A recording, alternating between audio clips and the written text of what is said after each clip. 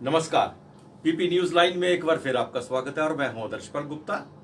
हमने इससे पहले भी आपसे बातचीत की थी और बताया था कि एयरपोर्ट अथॉरिटी और जम्मू एयरपोर्ट के कारण जम्मू के अंदर कितनी प्रॉब्लम्स आ रही हैं, उसकी उनकी मिसमैनेजमेंट को लेकर चले तो ट्रैफिक का बहुत बड़ी प्रॉब्लम, उन्होंने डिटेल में आपसे बात की थी। अब हम बात करते हैं जो यहाँ पे जम्मू में फ्लाइट्स आ रही हैं। बहुत बड़े दावे किए जा रहे हैं कि टूरिस्ट बहुत ज़्यादा आ रहा है, इसमें कोई शक नहीं है। यहाँ तक कि रिकॉर्ड बना, श्रीनगर में एक दिन में 110 फ्लाइटें आई, जम्मू में भी 90 से ज़्यादा फ्लाइटें आई। इस वक्त भी बहुत ज़्यादा फ्लाइट्स आ रही हैं। लेकिन सबसे बड़ी बात यह है कि ये जितने भी एयरक्राफ्ट हैं, जितनी भी ये कंपनीज हैं, ये मन माने दाम जो है वसूल कर रही है पैसेंजर से। आज टिकट जम्मू श्रीनगर की 3000 है, सुबह 5000 हो जाएगी।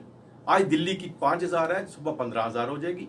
ये दो चीजें हैं, इनको कहीं ना कहीं रोक लगानी चाहिए सरकार को कि अगर आपने मिनिमम टिकट ये है तो मैक्सिमम जो है कहां तक जानी चाहिए। किस तरह से लूटा जा रहा है पैसेंजर्स को, जो रात को एक आती बार 4000 रुपया देके जम्मू आता है, जब वापसी टिकट करता है तो उसकी कीमत 15000 हो जाती है। इतनी फ्लाइट्स आ रही हैं, फिर कह रहे हैं जी जम्मू कश्मीर में टूरिस्ट आना चाहिए। आज वो टूरिस्ट आ रहा है जो 3 साल से बंद पड़ा है। 3 साल से कोरोना के कारण बाहर नहीं निकल पा रहा और महंगाई की मार उनके ऊपर पड़ी है, लेकिन फिर भी वो बाहर निकल रहा है, जम्मू कश्मीर में आ रहा है। तो जम्मू कश्मीर में हमें यह देखना बहुत जरूरी है कि हमें उन्हें लूटे ना। इस पे हम चर्चा करेंगे। आज हमारे साथ है Anil Gupta ji, vice president chamber of commerce and industry के। अनिल जी, इस वक्त जो दो चीजें हो रही है, होटल्स की मैं बाद में बात करूंगा, कश्मीर की, जम्मू के अंदर और कश्मीर के अंदर जितनी भी फ्लाइट्स आ रही हैं, बड़े बड़े दावे किए जा रहे हैं, लेकिन रेट्स जो हैं पता नहीं चल रहा। किस वक्त वो 3000 कर दें, किस वक्त 15000 कर दें। अरे कम से कम बीच में कोई रास्ता होना चाहिए, मिनिमम और मैक्सिमम के बीच में कोई रास्ता होना चाहिए। मन माने दाम किस लिए लगा रहे हैं? Thank you sir. सबसे पहले तो आज दो बातें हुई हैं, एक बड़ी अफसोस वाली है और एक हमारे डोगरों के लिए बड़ी ऑनर की बात है।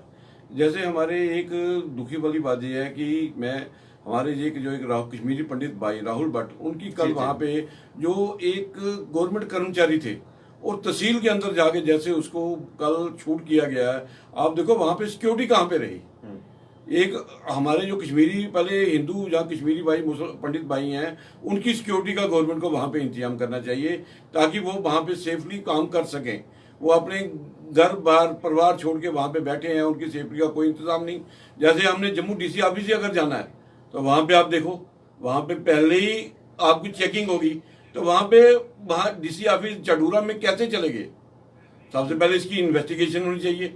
दूसरी हर्ष की बात यह है कि हमारी जो डोगरी भाषा है, इसको गूगल में ट्रांसलेट में 24 भाषाएं जो है उसमें भी इसको शामिल किया गया है। उसके लिए सारे जम्मू वासियों को बहुत बहुत बधाई है। अब मैं सर आपके प्रश्न पे आता हूँ। सर देखें, हमारे यहाँ पे जम्मू में जो एयरपोर्ट है, इसका बड़ा विस्तारीकरण किया गया है। अभी पीछे इन्होंने यहाँ पे इसका अपना लोड पेनल्टी थी उसको भी कम कर दिया, उसको भी 0% पे कर दिया। आगे जो फ्लाइट्स आती थी वो 75% लोड के साथ आती थी और फ्लाइट ज़्यादा होते थे और फ्लाइटें भी कम आती थी। आज सारी तरफ से फ्लाइटें यहाँ पे आ रही हैं।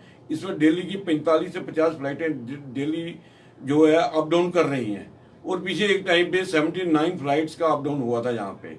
ऐसे ही कश्मीर में एक दिन में 110 फ्लाइटें आई गई थी जी। और आज कोई 80 से 85 फ्लाइटें वहाँ पे आ जा रही हैं।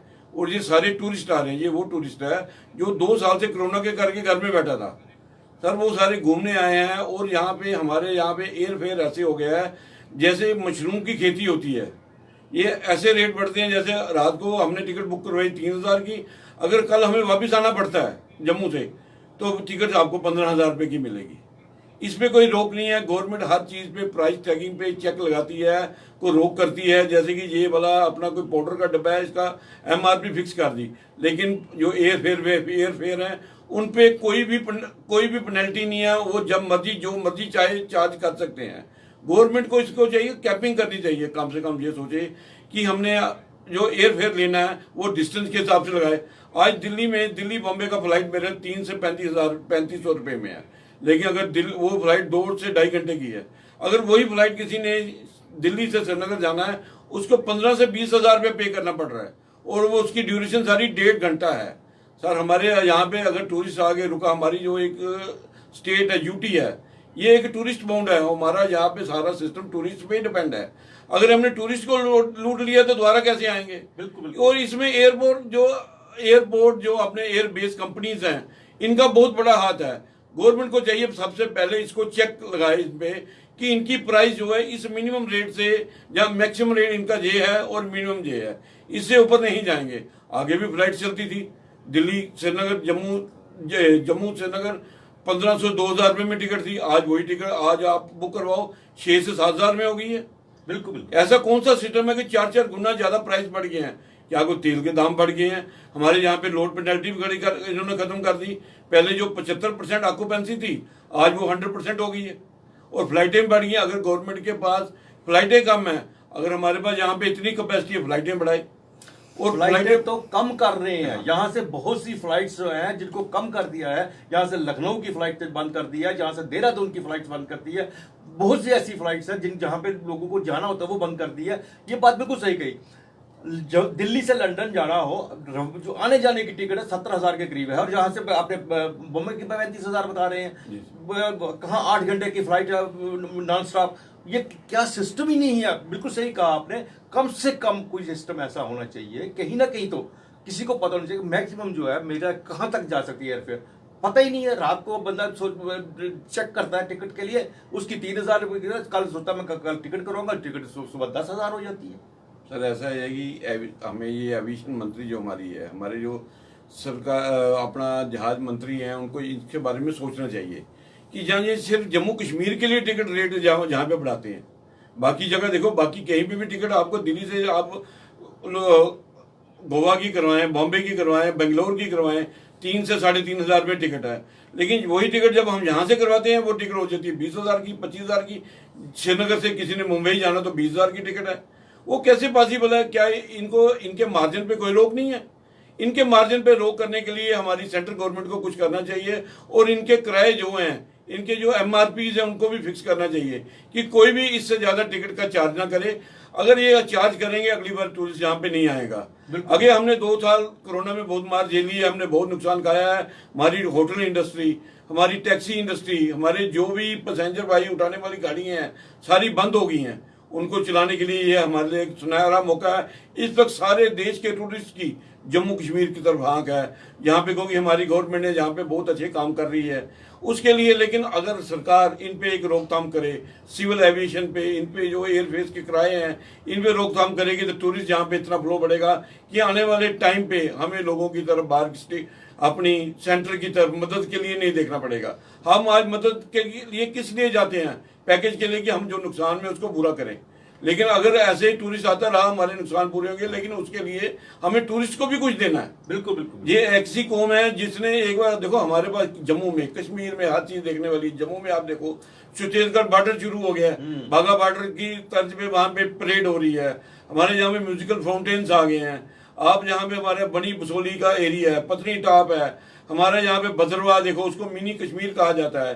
कश्मीर में जाओ, आपके पास 1 हफ्ते का टाइम, जितना मर्जी आप स्पेंड करो। गुलमर्ग, सोनामर्ग, पहलगाम, हर जगह आप जा सकते हो। घूमने के लिए बहुत स्थान है, और जो जहाँ पे हमारा पानी है इतना मीठा है, ऐसा पानी कहीं पे भी नहीं आपको मिलेगा। बिल्कुल सही कहा अनिल जी। जब एक टूरिस्ट जो है वो मन बनाता है जम्मू कश्मीर जाने के लिए, वो जब एयरफेयर चेक करता है, वो कहता है मेरे पहले जम्मू जाता हूँ, जम्मू माता जी के दर्शन करके आता हूँ, जम्मू में थोड़े देर 1-2 दिन बिताता हूँ, फिर मैं कश्मीर जाऊंगा, वहां चले जाऊंगा, उसके बाद हो सकता है उसका लद्दाख का भी प्रोग्राम बने। लेकिन जब वो देखता है मुझे जम्मू जाके, जम्मू से कश्मीर जाके, कश्मीर से लद्दाख जाके कितना फेयर पड़ेगा, वो कहता है मैं डायरेक्ट ही कश्मीर चला जाता हूँ, मुझे तो एक ही फेयर पड़ेगा। मतलब इनको इस बात को समझना चाहिए कि जम्मू में किस तरह से टूरिस्ट आएगा। टूरिस्ट आना चाहता है, लेकिन इसके साथ वो कश्मीर को भी देखना चाहता है। वो कश्मीर में जाने के लिए जब लगता है कि मेरा एयर फेयर इतना ज्यादा है, वो जम्मू को इग्नोर कर देता है, और जम्मू हर बात में इग्नोर हो रहा है। सर बिल्कुल सही बात है आपकी। जैसे टूरिस्ट यहाँ पे आता है, अगर वैष्णो देवी के दर्शन वो आता है 3,000-4,000 की टिकट में आता है, दिल्ली से जम्मू आता है, और जब वो कहता है जी मैंने माता जी के दर्शन कर लिए हैं, चलो इधर देखा, मैं अब चलता हूँ श्रीनगर की तरफ जाता हूँ, वहाँ पे एयर फेयर चेक करता है, उसका भी एयर फेयर आ जाता है 10,000 रुपया, जहाँ 8,000 रुपया, वो होता है 12-13,000। जब वो देखता दिल्ली से कश्मीर का, वो कहता है या तो ये तो 7,000-8,000 में फ्लाइट है, इस वक्त 1 हफ्ते की बात की है, तो मैं उसी में जाऊंगा, वो जम्मू में क्यों आएगा? जी जी जी। और जम्मू में टूरिस्ट को लाने के लिए हमें स्पेशल, मैं तो यही तो बार बार आपको सर बोल रहा हूँ कि गवर्नमेंट को चाहिए कि इनके एयर फेयर पे कोई चेक लगाए। जहाँ तो इनके कोई फ्यूल महंगे हो गए हैं, जहाँ इनकी कोई सर्विसेज महंगी हो गई हैं, वो तो कोई सिस्टम है ही नहीं है। बिल्कुल बिल्कुल। और सिर्फ जो इनको फ्लाइट आज से दिल्ली से श्रीनगर 4,000 में बारह थी, वो आज इनको 15,000 में भी बारह नहीं आ रही है। उसका क्या, जहाँ इनके पेट मोटे हो गए हैं, जहाँ इनको प्रॉफिट की आदत हो गई है।